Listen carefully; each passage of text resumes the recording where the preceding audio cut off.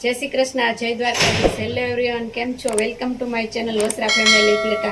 तो आज આપણે બનાવવાનું છે ઈડલી સંભાર। ચોમાસાની સીઝન છે એટલે આપણે તીખું ને એવું ખાવાનું મન થાય છે, તો એના માટે આપણે ઈડલી સંભાર આજે બનાવી છે। સંભારની રેસીપી આપણે શેર કરીએ છીએ। ઈડલીના સંભાર માટે આપણે 2 વાટકી તુવેર દાળ લીધી છે ને 2 કલાક અગાઉ આપણે પલાળી દીધી છે, એટલે સરસ જો પલળી ગઈ છે। હવે આપણે એને બાફવા મૂકવાની છે। એમાં આપણે મીઠું એડ કરશું સૌપ્રથમ।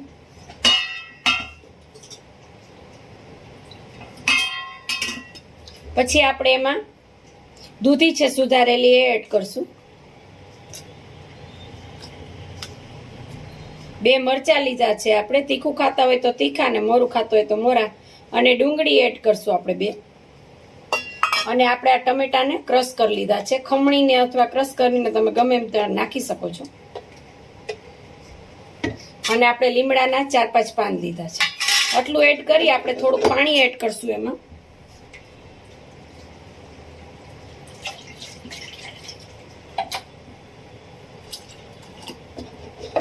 હવે આને આપણે બાફવા માટે મૂકવાની છે।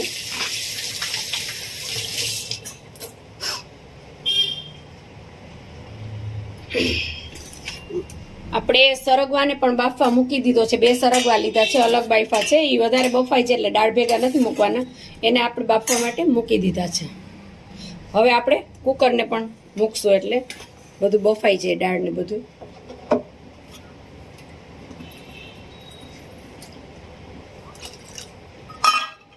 સરગવો આપણો બફાઈ ગયો છે, આપણે નીચે મૂકી દઈશું।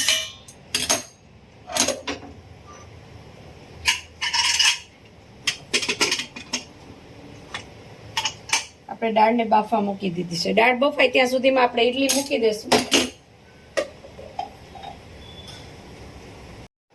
આપણે આ જો ઈડલીનું બેટર તૈયાર છે। આપણે ઈડલીનું બેટર બનાવવા માટે 3 વાટકી ચોખા અને 1 વાટકી અડદની દાળ એવી રીતના માપ હોય છે।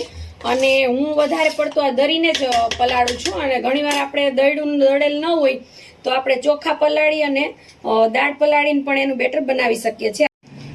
મીઠું એડ કરીને આપણે અડધી ચમચી મીઠા સોડા એડ કરવાના છે, અને એની ઉપર આપણે થોડુંક પાણી એડ કરશું મીઠા સોડા ઉપર, એટલે એક્ટિવ થઈ જાય। અને પછી એક ધારું આમ હલાવવાનું છે આપણે।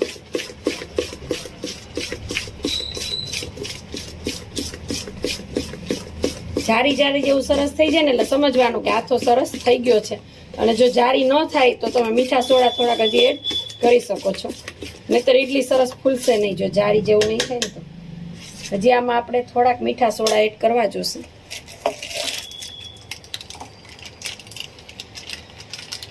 આપણે સવારે પણ થોડીક ઈડલી બનાવી હતી, છોકરાઓને નાસ્તામાં ભરવાની હતી એટલે, અને અત્યારે પાછી આપણે જો બનાવીએ છીએ બપોરના જમવામાં।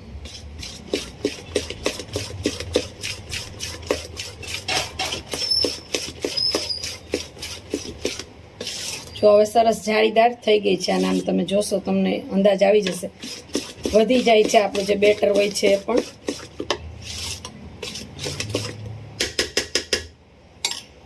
હવે આપણે એના માટે સરસ એક ગોળ ચમચો લેવાનો છે, એટલે આમ ભરવાની મજા આવે।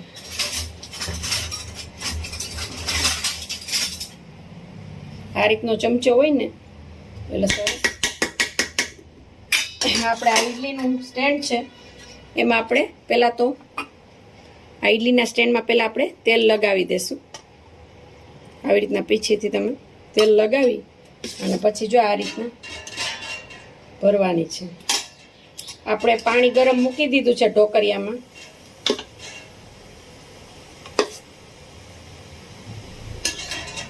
આ રીતના ડીશ ભરાઈ જાય એટલે આપણે એક પછી એક ડીશ મૂકી દેવાની છે।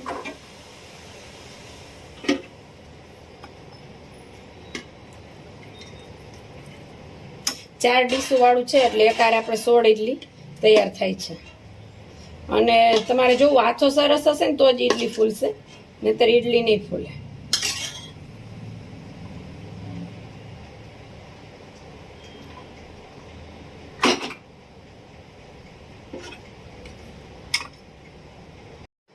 અને આ ઈડલીનું ખીરું આપણે સાંજે છાશમાં અથવા છાશ ન હોય તો પાણીમાં પણ પલાળી શકીએ છીએ।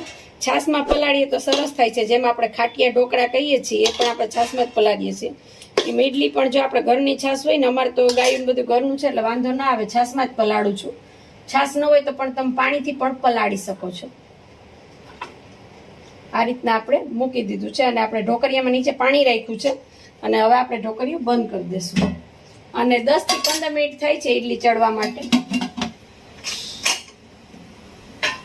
ઇડલી ચડે ત્યાં સુધી આપણે દાળ જોઈ લઈએ. આપણે જો સરસ આ ઇડલી તૈયાર થઈ ગઈ છે. આપણે આવી રીતના એને ચાકુથી આપણે કાઢી શકીએ. આવી રીતના આમ ચાકુ ભરાય ને તેલ લગાવેલ હોય ને એટલે સરસ નીકળી જાય છે. એકદમ સ્પોન્જી અને સોફ્ટ જો તમને ખોલીને બતાવું છું. જો જાડીદાર એકદમ થઈ છે સરસ. ફૂલે એટલે સરસ અંદર જાડીવાળી જ થઈ. જો ન ફૂલે ને તો જ તમારે સમજવાનું કે ઇડલી સરસ થઈ નથી. આજે થોડોક વરસાદ હતો એના લીધે થોડુંક મોડું પણ થઈ ગયું છે. સવારના પોરમાં વરસાદ એકદમ આવ્યો હતો વધારે, પાછો અત્યારે તો ઓછો પડી ગયો છે. અને ચોમાસાની સિઝનમાં જો આવું કંઈ ખાવાનું હોય ને તો મજા જ પડી જાય. એક આરે આપણે 16 ઇડલી તૈયાર થાય છે એટલે ઝડપ પણ થાય છે. આપણે 2 ઘાણમાં મૂકી દઈએ તો આખું ફેમિલી માટે તૈયાર થઈ જાય છે. આ ઇડલી આપણી જો સરસ નીકળી ગઈ છે બધી. હવે આપણે બીજો ઘાણવો પણ મૂકી દઈશું. આપણે સંભારમાં નાખવા માટે આ રીતે આપણે ટમેટું શેકવાનું છે.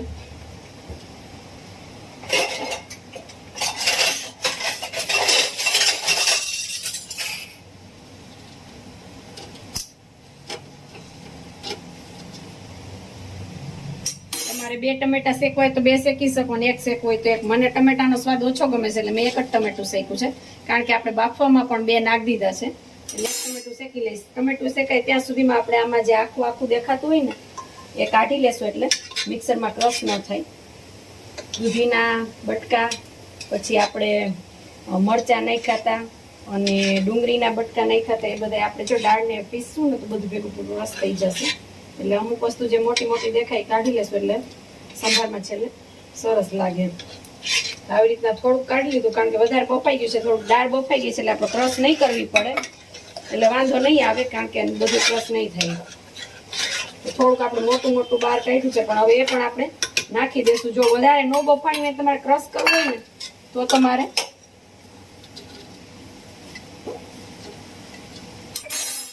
એટલે આપણી દાળ એકદમ સરસ તૈયાર છે. આમાં થોડુંક પાણી એડ કરવું જોશે.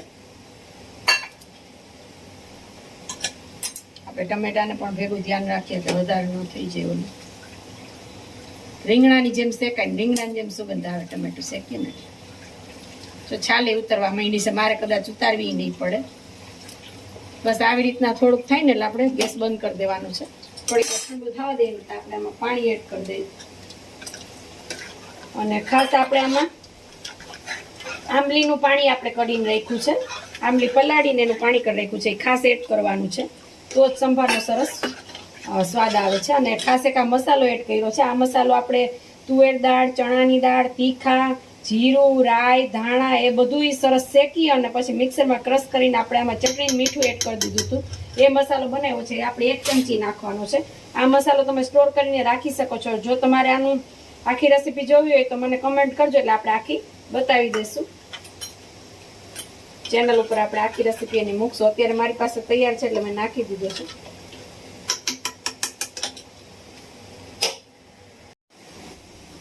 તો આ ટમેટું થોડુંક ઠરી ગયું છે. હવે આપણે ટમેટાની છાલ બધી કાઢી નાખવાની છે. સરસ સેજ આવી રીતના ઉપરથી કાળું દેખાય છે, આપણે કાઢી નાખશું. ટમેટું સરસ થઈ ગયું છે, આપણે છાલ ઉતારીને રાખવાનું છે. હવે આપણે વઘાર કરશું. આપણે જો આ દાળ સરસ તૈયાર થઈ ગઈ છે ને આપણે પાણી થોડુંક એડ કરી દઈએ. હવે આપણે સરગવાની સીંગું જે બાફીને લીધી છે ને એ પણ એમાં એડ કરી દઈશું.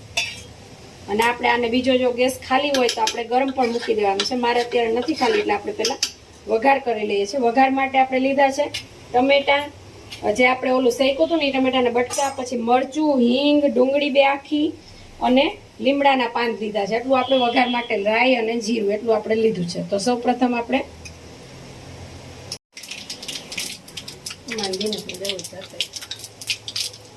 જો આ તેલ મૂક્યું છે 3-4 ચમચી અને એમાં આપણે રાઈનો વઘાર કરશું, પછી જીરું નાખશું.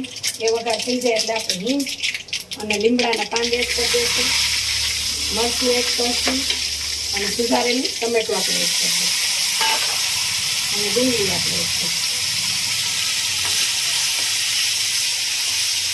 અને એમાં આપણે કાશ્મીરી લાલ મરચું નાખવાનું એટલે સરસ કલર આવે. કારણ કે આપણે ઘરે સંભાર કરીએ ને તો એનો સરસ કલર નથી થતો લાલ, એને વધારે લાલ કલર કરવા માટે આપણે કાશ્મીરી મરચું એડ કરવાનું. આ રીતના સરસ થઈ જશે.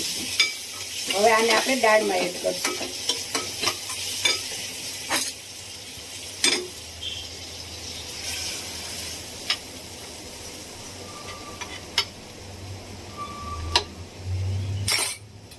હવે આપણે દાળને ગેસ ઉપર મૂકી દઈશું.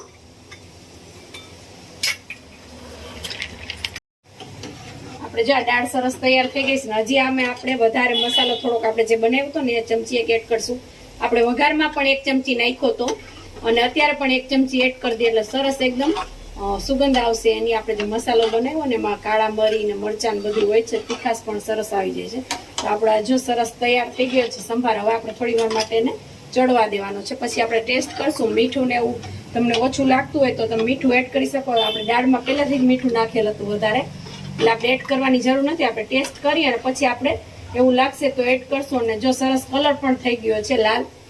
આપણે ઘરે કરીએ તો પીળો વધારે થતો હોય છે, પણ આ કાશ્મીરી મરચું આપણે એવી રીતના એડ કર્યું હતું ને એટલે સરસ થઈ ગયું છે. અને આ ખાસ મસાલો આપણે જે બનાવ્યો છે ને એ ખાસ નાખવાનો જ છે, નહીતર સંભાર જેવો સ્વાદ નથી આવતો અને દાળ જેવું થઈ જાય છે. તો આપણે આ સંભાર હવે આપણે સરસ તૈયાર છે. ઉપરથી તમે ધાણા ભાજી એડ કરી શકો છો ગાર્નિશ માટે.